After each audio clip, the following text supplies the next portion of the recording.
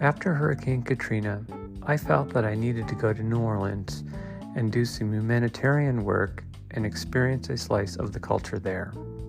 Within a few days of arriving, I connected to some of the biggest names in the music scene and even found myself having a beer on the front porch of Fats Domino's house with him.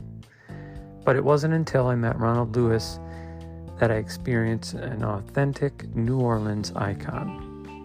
He had a fantastic connection with the community and family, which he shared with me and helped me understand the region's culture.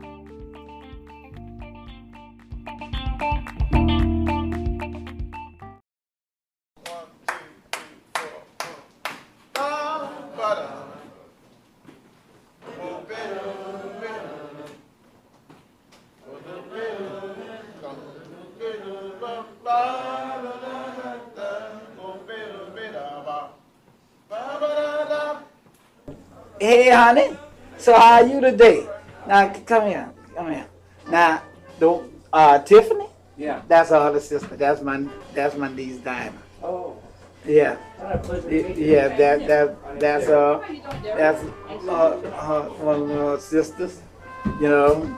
Now, actually, when we talk about the family, like, she my niece, Yeah. but she my daughter too. Oh. Cause it's like her. She got another brother. They're about 10 months apart. Mm-hmm. They were like, I basically helped raise them too. Yeah. So our relationship is more than just an uncle and niece and nephew relationship, Yeah. you know. Mm-hmm. Yeah, because I be involved with them in every aspect. Yeah. I done walked down the aisle and, you name nice. it, Yeah. we done done it, Yeah. And all the people who you have a lot talked of to. people- Yeah, a lot of people I've been working with Yeah, more in like the music and yeah. jazz and stuff like that. Right, So, and that's just the musical part of our culture. yeah. But I'm in the other part of the culture that keep that life going. Let's see, here in New Orleans, our culture activity is a marriage between the music and the people. Mm-hmm. Here in New Orleans, you can have a baby shower and you're gonna have a brass band. Yeah. You could have a little child making a birthday, 1 year birthday party, and they're gonna have music. Yeah, and they were saying that even on funerals too they have. Yes, Yeah. and even in death here, Yeah. we celebrate that person's life. I just think that is so wonderful. I mean, But when you look at countries away from here, like in Africa and those places, Mhm. they do these things. yeah. They have a celebration Right. of people lives and things. So by New Orleans being one of the true most African cities in the United States, Mm-hmm. we reminisce of a lot of our ancestral past. Mm-hmm. You understand, New Orleans was a major slave trade city.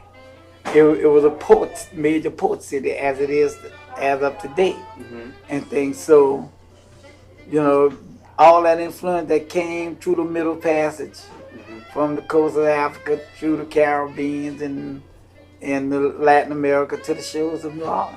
Mm-hmm. And that's where people come and find all this rich influence. Yeah. The food, our way of life, Yeah. our way of thinking, The food culturally has rich. been amazing. Yes. So far, I mean, I haven't had a bad meal. So. Well, you got, like I said, New Orleans was a major port. Yeah. So everything that came through the major ports ended up here in New It's Orleans. kind of like a mixture between like maybe Spanish and African Well, food. let me explain. That Africans were dropped off in every country coming through the Caribbean, Mm-hmm. right? Which they had a culture. And when they were dropped off on these various islands and things, and then things got cross-culture. Yeah. And that's where you see a lot of the influence of Latin and African type food because of the slave trade. This is like Yes. Yeah. So it's, I mean, the history in this city, from what I can tell, is like some of the oldest in the country. Yes. and it's just right here, everywhere at your fingertips. Yeah. You know, which is, in my opinion, I mean, the best way to experience life and to grow and to learn and share things is through your history. Yes. Through your own history. Yeah. And so that's one of the things that brought me down here. Mm-hmm. Was just, you know, the history of New Orleans. Yeah. So, And see, that's what people didn't understand after Katrina. They were wondering why we were saying we want to get back home. yeah. We want to get back to New Orleans. Mm-hmm. Because people around the country don't understand us. They don't understand our social way of life. When you walk by somebody, you speak to them. Yeah. You know? Yeah, And we lost that when a lot of our people was evacuated because they didn't feel that same warmness. Because Right. when they spoke to someone, then that person would look at them like they committed a crime, or they violated their space. Yeah. You know? And that's the type of warmness that we have here. Yes, we do have a very social problem, you know, with murder rate Mm-hmm. and those sort of things. But that's a festive of things that generated before Katrina. Yeah. You know, Yeah, I mean, when you keep people at a low poverty rate Mm-hmm. and keep a stranglehold on them economically, Right. they're gonna take a lot of the most viable ways out Yeah. in order to improve that way of life. Yeah. Yeah. I agree. And then you throw a catastrophe on top of that. Right. And you've got a war zone. Because a lot of the murders that done happened in this city happened behind kids who left their families in those other places, Mm-hmm. you know, and came back to New Orleans, sleeping in abandoned houses, sleeping in the cars that they bought, Yeah. and all of that, Mm-hmm. and fending for their way of life just like if they was in the old frontier, Yeah. you know. Yeah. Mm-hmm. Mm-hmm. That is very interesting because from an outside perspective, Yeah. myself, that's the way I see it as Yeah. well. It's like, you know, it's 2007, but it's like this is So, so when this city got decimated the way that it did, right? Then a lot of people became pioneers Mhm.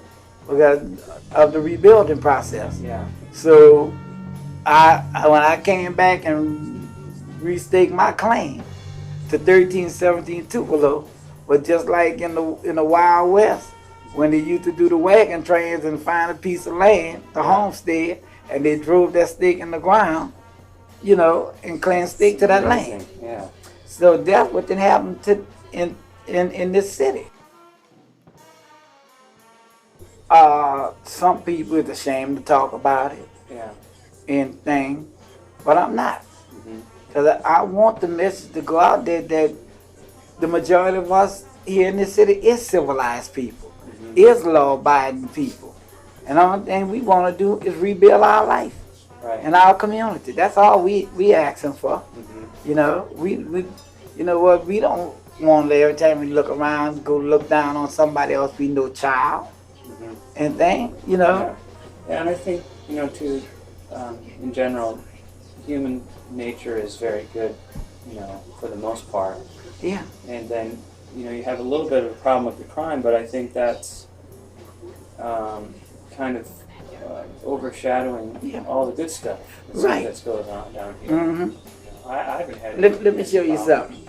You see a lot of media, right? Yeah. Stuff, and they show how the rebuilding of the city gone Mhm. in the more prominent neighborhoods Yeah.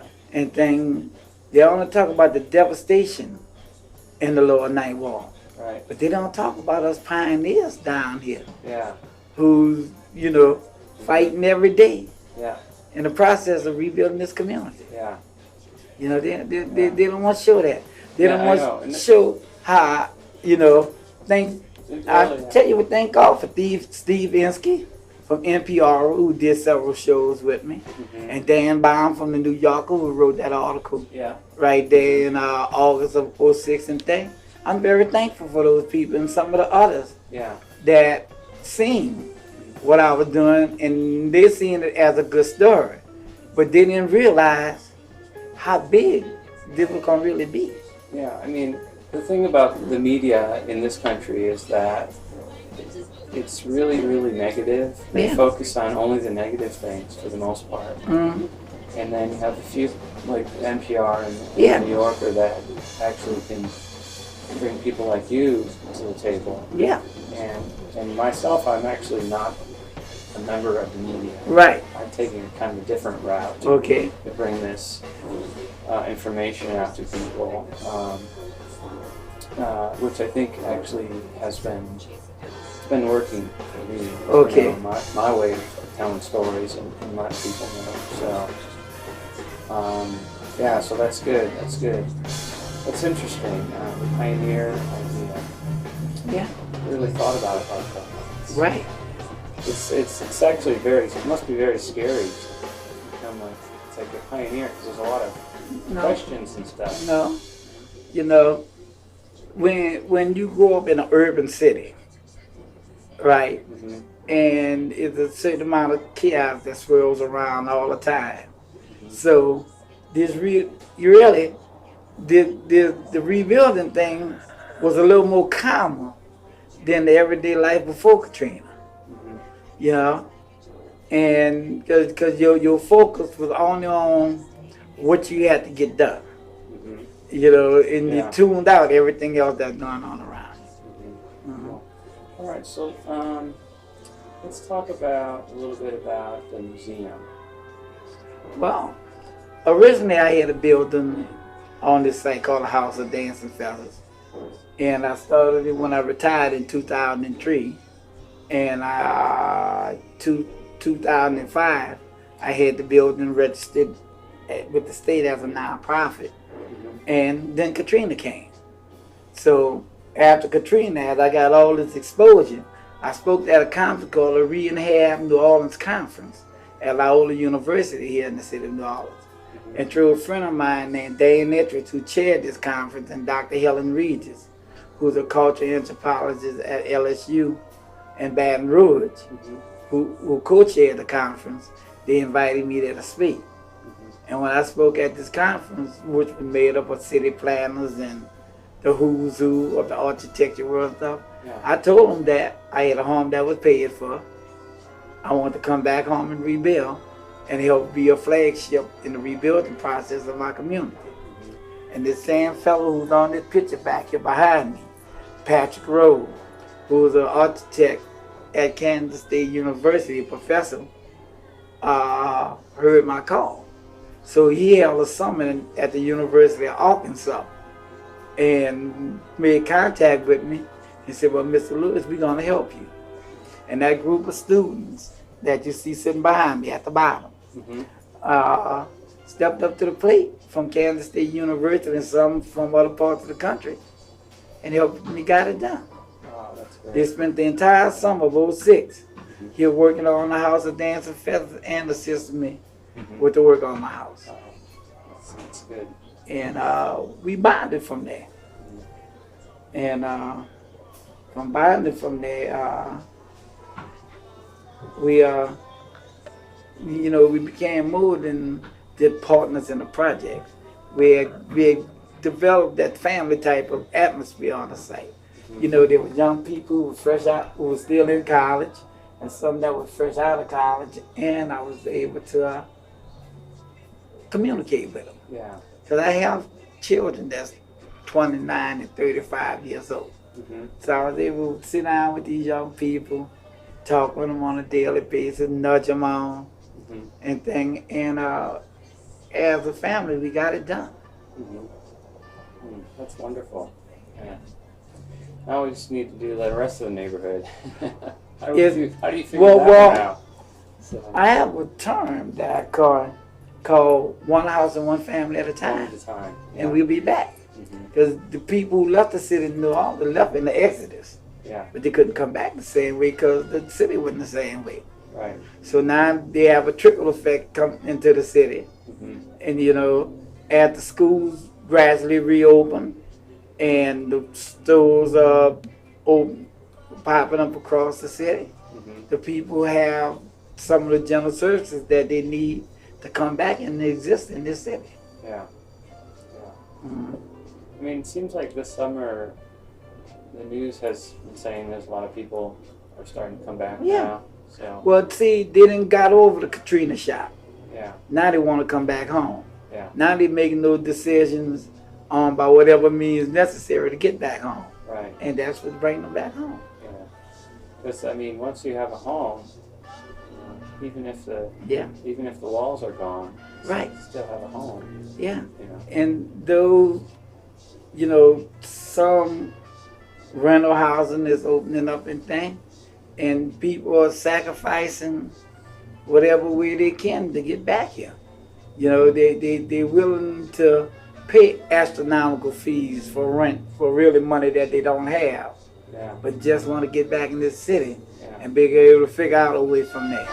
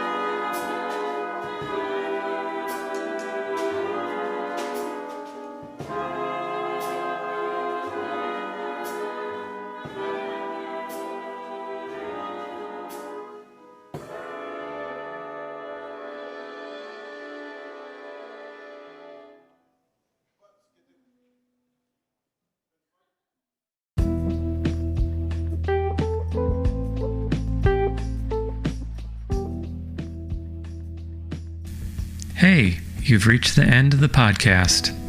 Thanks for listening. I'm so glad you're here. I would love to have you sign up to my mailing list. I will be publishing all kinds of really interesting content, including future episodes of this podcast. I'd really love for you all to survive a day on a film set. That's why I created 11 steps on how to survive on a film set. And you can get it for free in your inbox when you sign up. So go right ahead, sign up, let your friends know, people who love films, making films. It's for all of you. So thanks again for listening in, and I'll see you next week on the Directors Viewfinder.